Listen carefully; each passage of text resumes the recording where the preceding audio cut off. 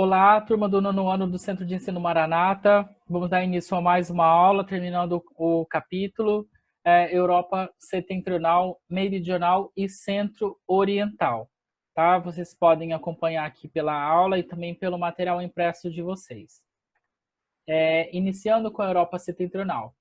É uma expressão referente aos países que se encontram no norte do continente europeu. Tá? Setentrional é o mesmo que região norte, tá? É também conhecido como boreal. Setentrional, norte ou boreal é tudo a mesma coisa, tá? De acordo com as Nações Unidas, os países que fazem parte da Europa Setentrional são a Suécia, Noruega, a Lituânia, Letônia, Dinamarca, Estônia, Finlândia e Islândia. Apesar disso, ao longo do tempo, essa definição tem sofrido alterações e alguns outros países também são considerados como integrantes da Europa Setentrional, como, por exemplo, o Reino Unido, Holanda, República da Irlanda, Polônia, Alemanha, Rússia e Áustria. Os países que compõem essa porção do continente podem ser classificados como nórdicos ou bálticos, né? Os países bálticos constituem uma região entre a Europa Setentrional, a Europa na parte norte, e o Atlântico Norte, sendo formados pela Suécia, Noruega, Dinamarca, Finlândia, Islândia e pelas regiões autônomas. Já os países bálticos, situados na porção nordeste do continente europeu, na Península Báltica e banhados pelo Mar Báltico, por isso, países bálticos, esses países são a Estônia, a Letônia e a Lituânia, que são conhecidos como os países bálticos. No passado, todos eles integraram a União das Repúblicas Socialistas Soviéticas, a URSS, de 1940 a 1991, quando conquistaram suas independências. Desde então, os três países realizaram uma série de acordos visando impulsionar suas economias e reduzir relações políticas e econômicas com a Federação Russa, né, a antiga União Soviética. Fato concretizado com a não adesão à Comunidade dos Estados Independentes, a CEI, bloco formado pelas nações extintas da União Soviética. A nova postura geopolítica proporcionou maior aproximação com outras nações da Europa, inclusive a integração à União Europeia, fato que alavancou a economia dos países bálticos. Bastante importante para eles essa nova configuração. Relativamente à população, e tendo em conta a definição das Nações Unidas, a Europa Setentrional tem uma população aproximada de 33 milhões e 250 mil habitantes. Alguns dos países da Europa Setentrional fazem parte da Escandinávia, onde atividades econômicas importantes são a pesca e a exploração de madeira. Além disso, em termos de hidrografia, a Europa Setentrional é caracterizada por grandes lagos e rios, que contribuem para a produção de energia hidrelétrica. E também pelo favorecimento do relevo, né? Com destaque vai para os Alpes escandinavos, com uma cordilheira que ocupa cerca de 1.700 quilômetros. O clima na Europa Setentrional é marcado pelo frio, né? Apresentando as temperaturas mais baixas da Europa. Ele fica lá na parte norte, então é bastante frio. Agora, a Europa Meridional. Ela é considerada o berço de importantes civilizações do mundo antigo, como os fenícios, os cartagineses, romanos e gregos. Banhada pelo mar Mediterrâneo, essa região compreende os países situados no sul do continente europeu. Geograficamente, pode-se dizer que abrange as penínsulas Ibérica e Itálica. A Península Ibérica é aquela formada pelos países como Portugal, Espanha, Andorra e pelo território britânico e ultramarino de Gibraltar. Está ligada ao restante do continente pela Cordilheira dos Pirineus, na fronteira com a França. A parte mais ao sul da península está separada do continente africano pelo Estreito de Gibraltar, com apenas 14 quilômetros. Já a Península Itálica corresponde à maior parte do território da Itália. Península Itálica, né, por isso o nome. A maior parte do território da Itália. O restante é ocupado por 2 estados independentes e bem pequenininhos, como a República San Marino, pertinho da cidade italiana de Rimini, e o Vaticano, em Roma, que é considerado o menor país do mundo. A República de Malta, numa ilha ao sul da Sicília, também faz parte dessa região. A Europa centro-oriental foi e é fortemente marcada por critérios históricos e políticos, justamente por reunir todos os países que integravam o extinto bloco socialista europeu. Antes, muitos dos países dessa região faziam parte da Iugoslávia, que se constituiu como país depois da Primeira Guerra Mundial, com a reunião de diferentes povos e minorias étnicas.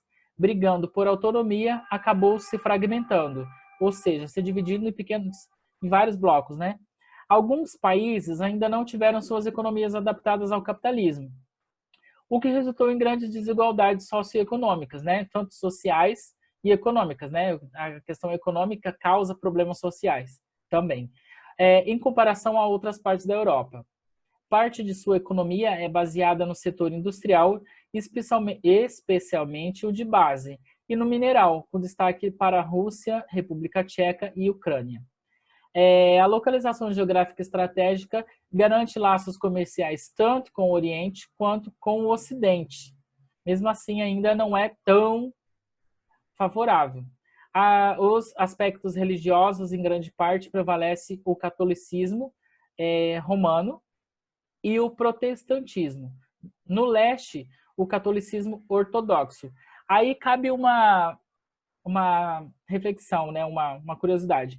O catolicismo romano e o catolicismo ortodoxo têm algumas diferenças, não tão extremas, mas tem. Por exemplo, a principal, né, uma das principais características entre o catolicismo romano e o catolicismo ortodoxo é a crença nos seus líderes.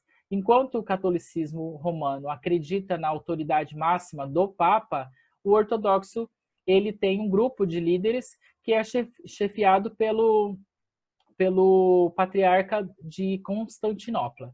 Entre outras curiosidades, mas essa é uma das principais, né? A questão da crença no seu líder. E o islamismo. Além disso, é grande o número de ateus e sem religião, basicamente por causa das restrições da organização. Restrições não, a proibição de se reunir religiosamente, herança dos governos comunistas, né? Na época em que eles ainda faziam parte da parte dos países que integravam o bloco socialista. Então, eles eram proibidos de se reunir religiosamente por conta de que o governo acreditava que essas reuniões poderiam surgir algum tipo de revolta, algum tipo de revolução que prejudicasse o governo, né? Os governos comunistas, eles têm esse medo, podemos dizer assim. Aí, por fim, nós temos outras regionalizações, né? Outras formas de se regionalizar. A Europa, no caso. Como vimos no início das aulas, há outras formas de se regionalizar, além de critérios políticos e ideológicos, oriental, ocidental, natural, cultural, socioeconômico. Também temos os critérios baseados nos índices de desenvolvimento humano, IDH, feita com base em 3 indicadores: saúde, educação e renda. O IDH é uma média ponderada entre esses 3 indicadores.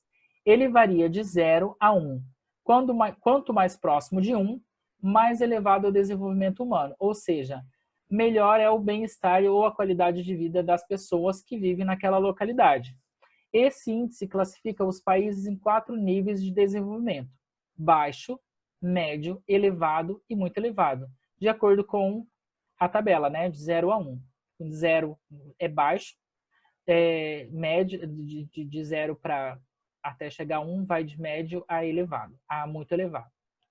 Essas são as outras formas. Em alguns países europeus, eles têm alguns índices de desenvolvimento humano bastante elevado, de elevado a muito elevado. Alguns baixos, outros médios, mas o continente europeu, apesar de ser um continente pequeno, né, ou por ser um continente pequeno, tem facilidade de se desenvolver, tanto economicamente como de outras maneiras, ok? A nossa aula, por enquanto, termina por aqui, né? Eu peço que vocês acompanhem o conteúdo. Eu priorizei por utilizar basicamente os conteúdos, né, do livro, não trazer muita coisa nova para que não confunda a cabeça de vocês, né? Tem bastante conteúdo para vocês lerem e quiserem tirar alguma dúvida. E tem os slides, vão ficar disponíveis na plataforma do aluno, também vai ter essa videoaula. Então, e mesmo assim, caso ainda tenha alguma dúvida, vocês entrem em contato comigo pelo portal do aluno lá no chat. Durante o horário de aula, eu sempre estou disponível para estar respondendo as perguntas, questionamentos, dúvidas ou curiosidades que surgirem durante as aulas de vocês. Eu peço que vocês acessem o chat. Tem o fórum Tira Dúvidas lá aberto também. Mas às vezes o fórum ele demora para aparecer a mensagem para mim. Pode ser um problema da plataforma, não sei. Mas o chat ele é instantâneo. Então vocês digitam lá e já aparece para mim na hora. Então durante o horário das nossas aulas eu sempre estou online, então fica mais fácil até para a gente estar conversando, não só com um aluno, mas com vários ao mesmo tempo. Até para ficar mais fácil a nossa interação. Ok? No mais é isso. Bons estudos para todos e até breve.